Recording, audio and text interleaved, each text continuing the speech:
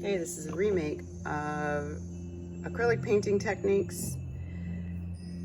Write these techniques inside your sketchbook: blending, dry brush, lines, stippling or scumbling, scratch through, and wet on wet. Pause the video here so that you can copy those down. I've got a variety of brushes, a couple flat and a couple round. I'm using my takeout container as a palette, which I love because, as you can see on the inside of it, with that lid on there, and I took the sponge out earlier, I keep a wet sponge, cut off a little corner of a kitchen sponge, dampen it, keep it inside, and my paint has stayed wet overnight, which is nice because I mix some colors in there that maybe I want to use. I've got two waters, one that I'm going to rinse out my brushes in, and the water is going to get really dirty, so I'm going to also have some clean water in case I need that to mix into my paint. I've got a spray bottle also, which I can spray on the acrylic palette to keep my paint wet if I notice that it's drying out. So acrylic paint is a little bit thick, and you'll notice that it dries very quickly. It's best to wet your brush before using it. And let's start with scratch through. Down here, we're gonna paint a color on there, a light color, and let it dry.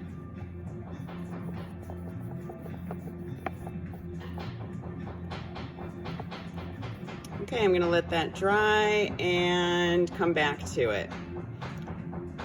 There's construction noise. So acrylic paint's a little bit thicker, and sometimes you'll want it to move a little bit more smoothly. So sometimes you might have to add like a little bit of water to your colors. So if I get a little bit of water into the palette, well, if I get a lot of water into the palette, I can create a wash, which is a nice thin coat of paint. If my paint's already kind of thick and I want to thin it out just a little bit, I can add maybe just a drop or two. So blending is getting a color to either go from dark to light or from one color to another color, and you want it to change very slowly. So I'm going to stick with this orange color.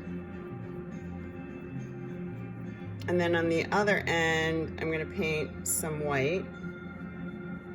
And there's still some color in my brush, so it's already mixing into it. And sometimes it just kind of happens very easily. But if you want the color to go from, say, light to dark here. So now there's a sudden change in the orange. I could do a couple things. I can kind of keep adding orange and try to blend it out. But now that red line has just moved to there. So what I'm going to do is take a dry brush and hold it at the end like this and just very lightly blend over those areas.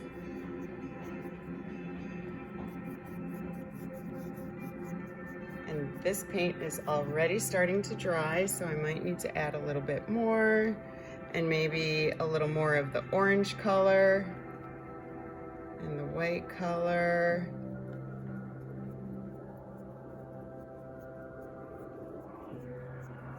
And just kind of keep going back and forth until you get like a nice blend. So with that dry brush, let's move over here to the dry brush technique. You can use a flat brush with this. My brushes got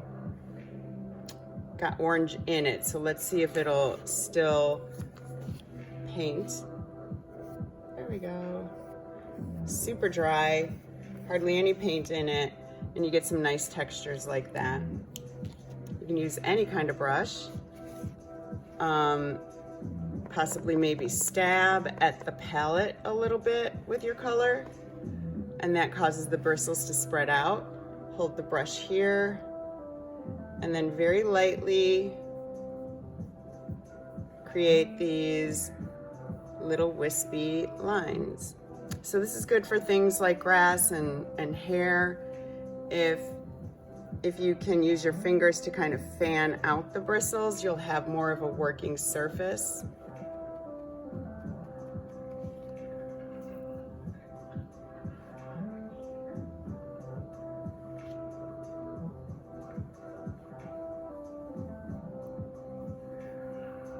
So just kind of play around with it a little bit here in your sketchbook before you try it out on a painting for a specific area.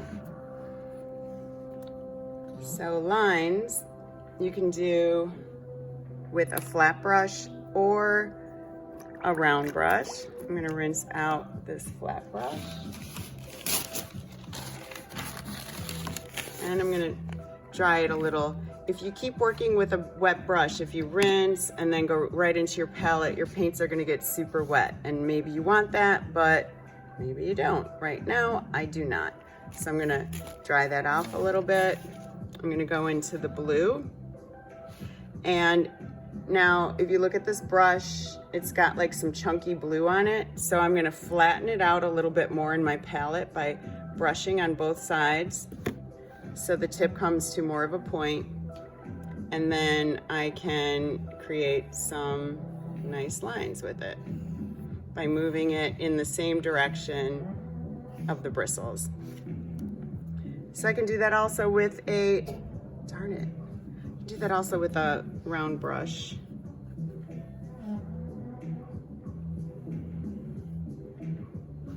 And in this one, I'm going to wet it a little bit because that paint seems kind of stiff.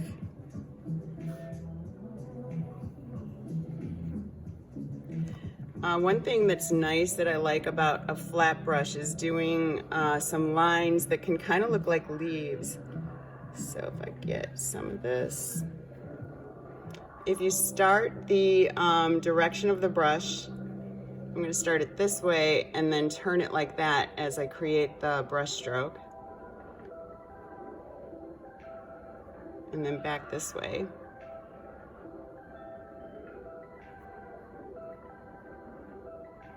Turn.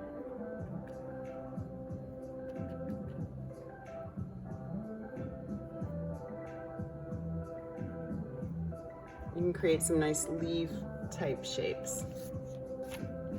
Wet on wet is what it sounds like. If you start with a wet color and a washy wet color, so I'm going to add water here and have a wet surface. And this is going to work a lot better on your acrylic pad because this watercolor paper, this sketchbook paper is kind of tore up. So that doesn't work very well on the sketchbook paper, we just learned. Scumbling and stippling we learned with watercolor. You're just kind of like jabbing at the paper. And in this case, I had 2 different colors on the brush. So this is kind of nice for specific textures, maybe furry texture. And then you can add another color on top of it. Great for bushes or foliage that you see from far away. So you can try that out with some green colors. So now that this is dry, the scratch through, I can paint on top of it and then use the end of my brush to scratch through it. So it's going to be best if you pick a dark color to paint on top of it. I hope you guys are not being distracted by this construction noise in my room. I'm going to paint this dark blue, turn the brush over, and scratch through it. So this is also really nice for lettering.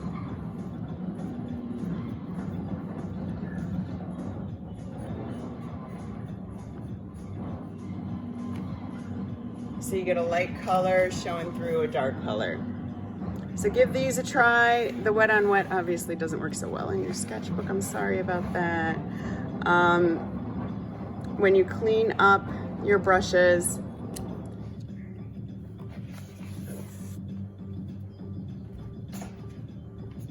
I just remembered one more thing I want to show you guys. Oh, the palette knife.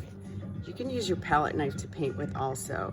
If you grab a color or 2 or 3 with it, scoop it up on your palette knife,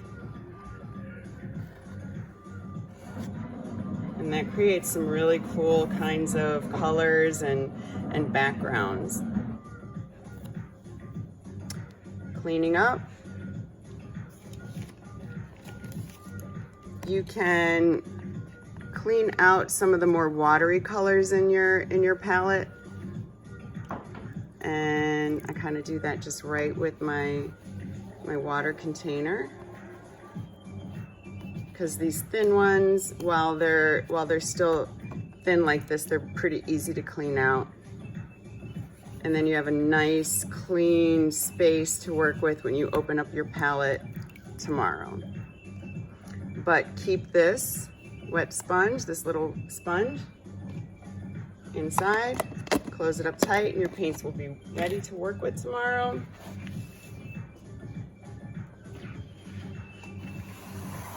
And your brushes, gotta stay clean, so clean them out really good. You know they are clean if when you squeeze the water comes out clear. Here's something that's happening with my brush that I want to show you also. The tip is kind of coming loose. That can happen if you leave your brushes soaking in water for a long time, because the wood expands and it stretches out the metal, and then the tips start falling off. So you can just grab a wrench and tighten that baby up.